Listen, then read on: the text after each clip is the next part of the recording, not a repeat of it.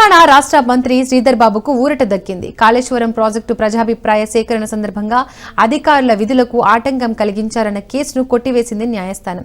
2017 August 23న Peddapalli జిల్లా Basant Nagar police స్టేషన్లో Sridhar బాబుపై case నమోదైంది.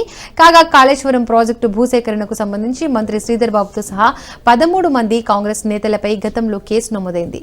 2017లో ఈ కాంగ్రెస్ నేతలపై అప్పటి బీఆర్ఎస్ ప్రభుత్వం కేసులు పెట్టింది. అప్పటి నుండి ఈ కేసుపై నాంపల్లి కోర్టులో విచారణ జరుగుతూనే ఉంది. అయితే తాజాగా ఈ కేసును పరిశీలించిన కోర్టు మంత్రి శ్రీధర్ బాబుతో సహా 13 మందిపై నమోదైన కేసును కొట్టివేసింది. భూములు కోల్పోతున్న రైతుల పక్షాన పోరాడితే తమపై కేసులు పెట్టారని మంత్రి శ్రీధర్ బాబు అన్నారు. చివరికి న్యాయమే గెలిచిందని అన్నారు. కాళేశ్వరం ప్రాజెక్టుకు సంబంధించి ఉమ్మడి కరీంనగర్లో రైతుల హక్కుల కోసం వినతి పత్రం ఇచ్చేందుకు వెళ్లాం. కానీ అధికారం ఉందని తమపై వివిధ సెక్షన్ల కింద అన్యాయంగా కేసులు పెట్టారన్నారు. ఇది రైతుల విజయమని, అధికారం ఉందని అప్పుడు కేసులు పెట్టి పోలీసులకు ఎలా పడితే అలా వాడుకున్నారని విమర్శించారు. కానీ ఇప్పుడు ప్రజాస్వామ్యం ఉందని, చట్టాలను నమ్ముతూ తాము ముందుకెళ్తున్నామని స్పష్టం చేశారు.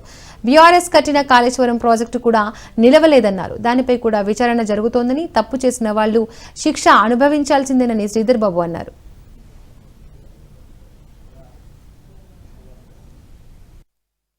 2017లో ఆనాటి టీఆర్ఎస్ పార్టీ ప్రభుత్వం కాంగ్రెస్ పార్టీ పక్షాన రైతులకు సంబంధించి వారి భూములు కోల్పోతా ఉన్నారు, అక్రమంగా భూములు లాక్కుంటున్నారని, సరి అయిన ధర ఇవ్వటం లేదని, నష్టపరిహారం రావటం లేదని రైతుల పక్షాన ఆ రోజు ఉమ్మడి కరీంనగర్ జిల్లాకు సంబంధించి పబ్లిక్ హియరింగ్ ఆనాడు చేస్తా ఉన్న సందర్భంలో మేము రైతులకు సంబంధించిన వారి హక్కులను కాపాడాలని రాతోరాతు సబ్ రిజిస్ట్రార్లు వచ్చి ఇంటికి వచ్చి రిజిస్ట్రేషన్లు చేసుకుంటున్నారు భయపెట్టి అని మేము విజ్ఞాపన పత్రాన్ని ఇవ్వటానికి వెళ్ళటం జరిగింది.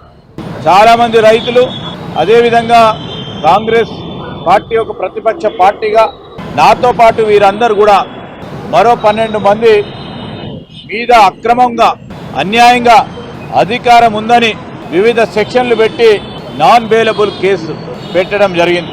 8 సంవత్సరాల పాటు ఈ కేసు నడవడం, ఈరోజు స్పెషల్ కోర్టులో గౌరవ న్యాయమూర్తి గారు మరి అనేక సందర్భాల్లో విచారణలు జరిపి ఈరోజు నిర్ణయం చేయడం జరిగింది. ఆ రోజు అడ్డగోలుగా భూములు తీసుకొని ప్రత్యేకంగా మంత్రి నియోజకవర్గం కాళేశ్వరం ప్రాజెక్టుకు సంబంధించి భూ నిర్వాసితులకు సంబంధించి వారి గొంతుగా మేము నిలబడి అక్రమ కేసులను ఆనాటి ప్రభుత్వం బనాయిస్తే ఈరోజు పూర్తి స్థాయిలో కేసులను అన్నిటిని కూడా కొట్టివేయడం జరిగింది.